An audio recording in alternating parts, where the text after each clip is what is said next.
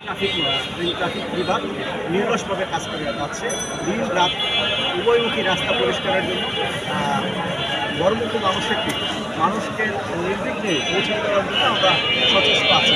কিন্তু আশানুরূপ ফল না পাওয়ার পরও প্রত্যেকটা ট্রাফিক কর্মকর্তা এবং শ্রমিকরা যারা আছেন তারা রাস্তায় আছেন এবং রাস্তায় ঠিক করার জন্য, রাস্তায় গাড়িগুলো সরানোর জন্য এবং শ্রমিকদের ঘুরিয়ে কোনো রকমের রাস্তা ক্লিয়ার করার জন্য আমরা ধন্যবাদ।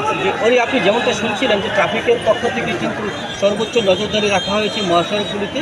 তবে কিছু শ্রমিকদের বক্তব্যটা যদি আপনার মাধ্যমে বললাম দর্শকদেরকে জানাতে চাই, তারা কিন্তু আমাকে একটা বিষয় নিশ্চিত করেছেন যে মালিক পক্ষ প্রশাসনের সহযোগিতা আগেও কিন্তু বেশ কয়েকবার তাদের সময় দিয়েছিল বেতন ভাতা পরিশোধ করার জন্য।